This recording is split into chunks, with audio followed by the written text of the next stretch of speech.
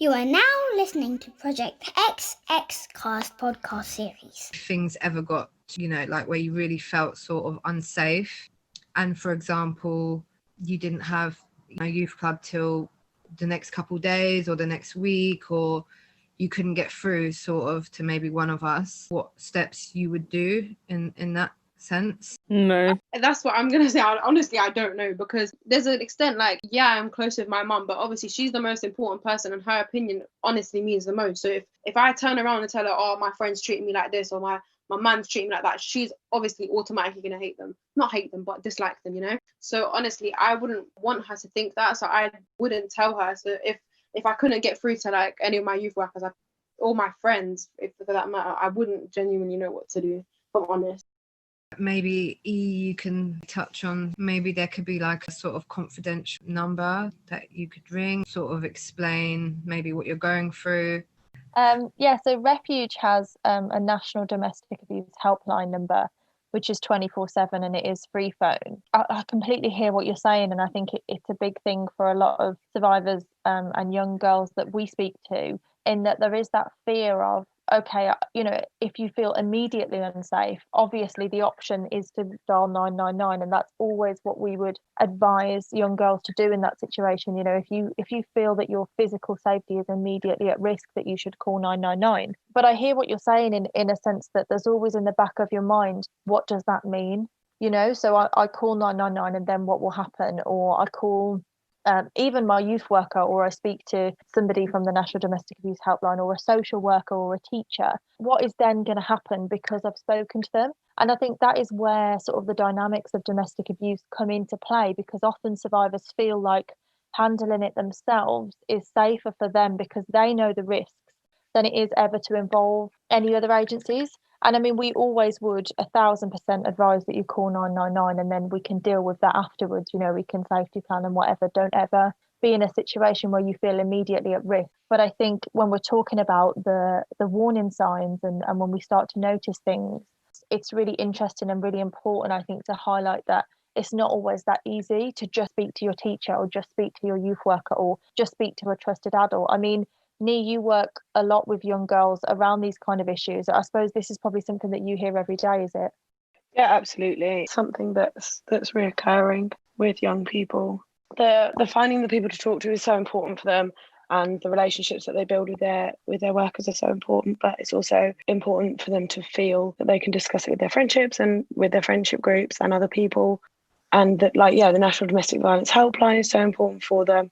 Yeah, and I think it's really a testimony to you, Amani and Siobhan, who are in here, the youth workers, that you girls have that relationship with them, that you feel like you can approach them and you can talk to them about things, because they're a trusted adult in your life who can sit on a level with you and hear what you're saying and work through stuff with you, and to have that adult in your life that is impartial, that you feel like you can talk to without worrying about how they're going to feel about it. Because that's another thing, it's okay to tell your best friend or tell your mum, but it's going to upset them to hear how you're feeling in your relationship or what's happened to you. Whereas, your youth worker cares about you, of course. You can tell them without worrying about upsetting them, or worrying that it's going to hurt their feelings, or worrying that they're going to then not speak to your boyfriend. You can get some kind of impartial advice from them. So it's really good to hear, and really positive that you have those people in your life.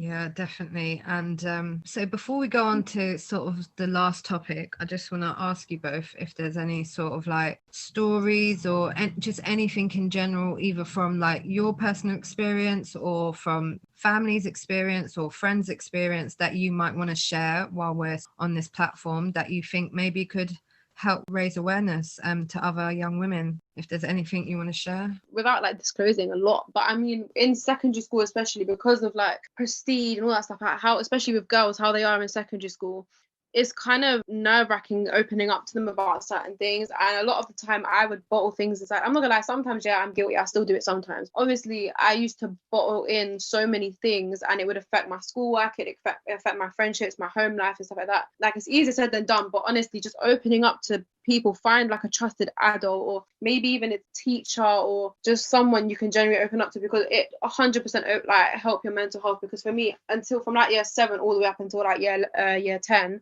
I would bottle everything up, and it would affect my work, and I would rebel against teachers because I thought they're not here for me. No. So I'd rebel against them, and I'd rebel against rules and stuff like that. But in year 11, I had such a good relationship with my like head of year and like my form tutor, and you'll genuinely start to realize they'll treat you like an adult if you kind of act like one. If you act like a kid and, you know, rebel against everything, they're not going to like you. But if you genuinely have a conversation with them and be mature about the situation, it can genuinely help, because not only are you letting it all out and, you know, you're freeing your mind of all these different things that are going on, they'll also help you to find different ways to deal with it. So whether that is, say you've got something going on mentally, they'll organize like counselors or something. At least with my teacher, they did that for me. And they'll organize different things you can go to. They'll like, I didn't want to tell my mum because at the time she worked for them, so I didn't want to tell her, but I needed to go to CAM. So I spoke to my teachers, and then they got me in and stuff like that. If you genuinely can just find someone trusted, preferably an adult, because they know a lot more than what a lot of, you know, younger kids know, it's honestly so helpful. And yeah, it's a bit nerve-wracking having to open up, and you might think, oh, they're going to hate me or they're not going to like me, but you know, you have to give it a chance. Otherwise you're just jeopardizing yourself, if that makes sense, and you're jeopardizing your education, everything else around it, if that makes sense. My advice would be, if you're in a relationship or not in a relationship and you're considering being in a relationship and you see other people that behave certain ways in a relationship, I don't know, for example, play fighting, little stuff like that, don't automatically assume that it's okay to happen in your relationship, because you never know the dynamics of someone's relationship.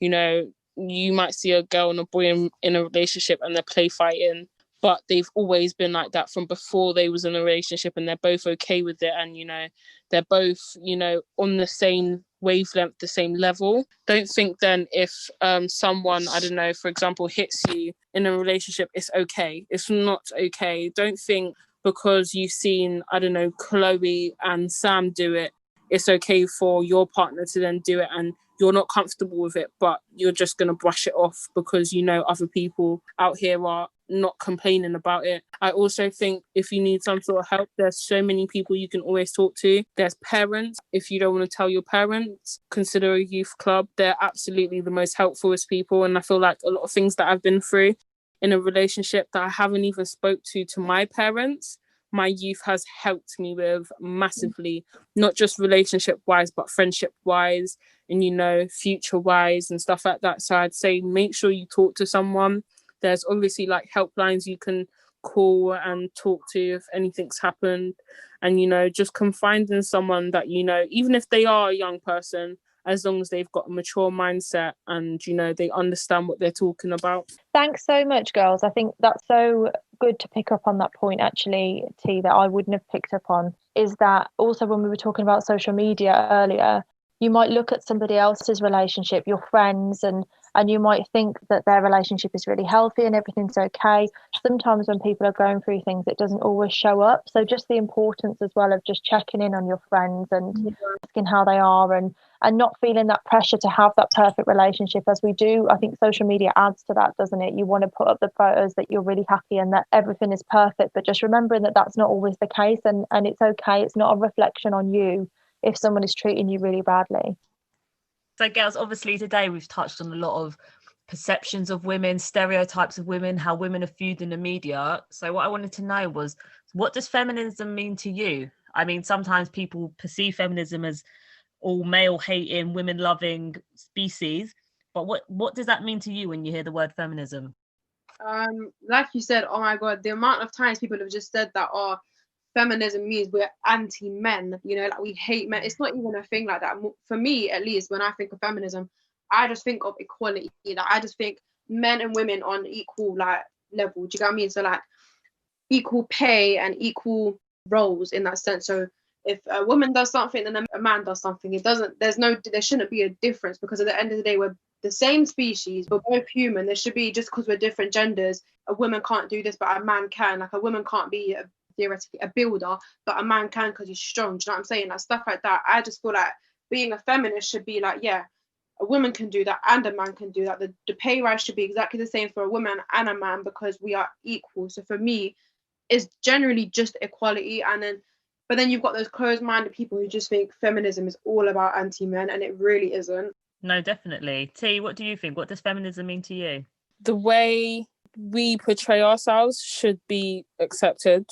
I feel like if we portray ourselves as someone that wants to study law or wants to, do modelling or wants to do building, we should be seen as that. We shouldn't be seen as nothing less. I feel like sometimes the pay, for example, isn't the same. That's something that I really don't understand. How can I maybe do a better job than a man, and a man is getting paid way more than I am? I feel like society also needs to help put a pause on the way we're viewed. I feel like it's very influenced by social media and by people's lifestyle choices nowadays. Yeah, we had a really good chat about the gender pay gap the other day, actually. Nee, do you want to come in here? Because you said some really interesting things about the gender pay gap now, because I think there's a bit of a misconception that it's not there, and I think people misunderstand what we mean when we talk about women and men being paid differently too. I don't know what you girls think about the gender pay gap and what you know that it is. I think it's important to remember that so many people do get the misconception that it's men and women being paid differently for the same job, which it can be, and that definitely is a part of it. Obviously, women being in generally not the high positions of corporate organizations, there are so many less female CEOs, even less so non-white women, people of color, in these positions of power, which generally means that average salary of a woman is so much lower because they're in roles of caregiving or just lower paid roles that are so important to society, and these roles that are much higher paid couldn't be done without the women being in these lower paid roles. However, there is no financial compensation for them doing these roles. How do you see the gender pay gap? Like, you know how when can't remember her name now, but Biden, what's her name? The new Kamala Harris? Yeah, her. So you see how now that is she the vice president? So now that she's at, how everyone's praising it, all that stuff. But the thing is, it shouldn't even be like that. Like, yeah, it's great that she's a woman, but it's because it's become so normalized that it's never been a woman, or even that a woman of color. It's now we've praised it so much, but the thing is, it should be normal. Like, yeah, she's a woman of color. You know what I'm saying? But because there's such a lack of women of color specifically, or just women in general in these higher paid roles, or just higher roles in general, it's become so normalized for that to happen. And it's so evident as well, because when obviously she became the vice president, everyone's like praising it and like, oh my God, this is so revolutionary. Like, no, which obviously it is, it's great, but it's just the fact that we've become so normalized that it has never really been a woman or a woman of color. Do you know what I'm saying? It's very, very twisted how this happens in our society. Do you think seeing her, or not her specifically, but seeing women like that get those roles, do you think that impacts you and how you view yourself and like your aspirations? Honestly, yeah. I mean, it's obviously 100% inspiring, because she must have worked hard to get that role, because as a woman in this generation or in this society, it's most probably very, very difficult to do that. And the fact that she's done that, or that women have just become of higher roles in general, the fact that they have done that, it inspires me to not be like them, but to always have faith in myself. Like, yeah, I'm a woman of color, and I can do whatever the hell I want to, because I'm a woman. It should not affect my gender should not affect these things, if that makes sense. So honestly, it inspires me to carry on going, because there's times where I've been knocked down because a man has, run the thing or taken my job or whatever, stuff like that. It will give me the inspiration to always keep going, because at the end of the day, stuff can happen, and you can be like them, if that makes sense. Yeah, definitely. I think it's amazing that it's happening, and that it's so inspiring, and that it kind of shows you that these doors can open for you, and even though it may take a lot harder work, it is possible. If anything, it makes us just look stronger, because like you said, we have to put in a lot more work to do some of these things. So when we finally achieve that, honestly, it makes us look really, really strong. So girls, you've done absolutely brilliant today. So I just want to end on a real positive. So who is your female role model? Oh, that's a good question. My mum, because knowing what like all the like struggles she's had and seeing where she is. I hope she's not listening, she's gonna get so bad. She struggled, and where she is now, she's got a really good pay. We've moved into a nice house and a nice area, which if you think about from 10 years ago, she probably wouldn't have even thought she'd done that. You know, she's paid everything off, she's paid all her student loans off, like all of that stuff. And she did it as a single mother. You know, obviously now she's got a partner, but she did it all as a single mother without, you know, the help of her parents. And honestly, it's makes me really, really proud, because she's a fighter, you know, like she doesn't let anything or any man tell her different. She will do exactly what she wants to do, and she'll get it. Like, I'm not gonna lie, like when we first moved here, my granddad was like, no, you guys are not gonna do it, it's gonna be too expensive. And look, she managed to do it, and they've offered her bare different jobs, because obviously she works in the NHS as a therapist. They've offered her jobs of being the manager and all that stuff. And it's like, none of that wouldn't happen if she didn't study hard, work hard. She went to uni while having me and my brother as well. We used to go in with her, and she did that because she's a strong woman. And like, honestly, I will always praise her for that, because she is genuinely like my biggest inspiration, because she's a fighter. Like, and I will never say different. Oh, brilliant. So you've got big shoes to fill then. Yeah. And what about you, T? Okay, so my mum is my inspiration because I think she's a phenomenal person. She's a survivor in many different ways. Yeah. But seeing as we're talking about domestic abuse, she is a survived domestic abuse, and I feel like she had everything taken from her, and she got told she could never build anything for herself. She got told you can't spend your own money. She got told all these things. She's now in a place where she can do all the things that she got told you can't do in a relationship, or you can't be in a relationship, and she's now accomplished so many things. And I feel like she really inspires me to, you know, make sure that I don't end up in a situation that she ended up in. She inspires me in many different ways. She's the reason why I feel like I'm so obsessed with learning about domestic abuse, learning about, you know, feelings, the emotion, like everything deep down. I feel like she's accomplished so much that, like you said, for we both got big shoes to fill. And I feel like she didn't do it in a way that, you know, you took everything from me, now I'm gonna get everything back, and I'm gonna be horrible to you, and I'm gonna hate you, or have some sort of, you know, hatred towards you. She said no, she's just gonna work for everything she's got, and she did just that. And the person that she was with just no longer exists to her. Like, you know, she doesn't, you know, do anything. She doesn't tell the story on what's happened and degrade him. She doesn't, you know, talk about it. She just lets it go and lets it be. And I feel like that's why she's my inspiration, because she's done things that I thought, you know, wow, like you've done this already. Like, she's done her driving, she's got her first car, she's got a big house, she's made sure that I'm comfortable, she's given me everything that I could have wanted and more, you know. She's got a good job, she teaches me the right way of life, and that's why my mum is my inspiration. Like I said, it's a similar situation. My mum was in an abusive marriage for years, and honestly, seeing how she is now, and honestly, it helps me, because you know how we were mentioning earlier about how some parents tell girls you need to have a man with money. It's not even a thing like that. My mum tells me you need to have a man who respects you as a female and respects you as a person. And that's something, obviously, she never got that.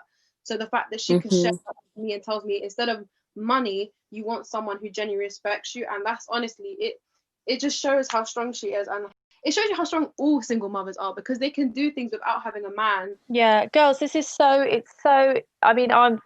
you so much for letting me be a part of this conversation, because it's so almost emotional actually, but so incredible to hear you talking about all the stuff that you've spoken about. And I think what it does as well is it breaks down some myths, because when we talk about domestic abuse, people will often say, well, if you experience abuse as a child, you'll then go on to perpetrate abuse when you're an adult, or if you witness abuse as a child, then you'll think that those relationships are normal, and then you'll be a victim survivor of domestic abuse when you grow up. And I think this just proves that that's not linear.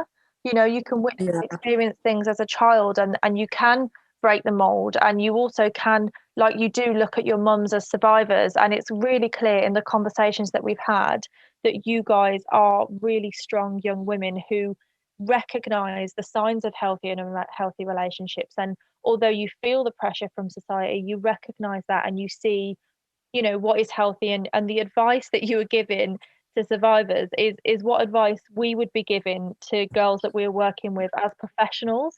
So I think it just goes to show, you know, how much you have learned and the things that you've experienced in your life. I just think it's really, really incredible, and I'm just really grateful that you came to do this podcast and shared it with us. So inspirational, like, to, you know, to hear you talk on the subjects that we are talking about, and they're like, you know, really serious and can cause, you know, so much trauma to people. So the fact that, yeah, we're hearing you say that they took the trauma and then they made themselves in a better place, in a better direction, so they like did better, which is just amazing to hear.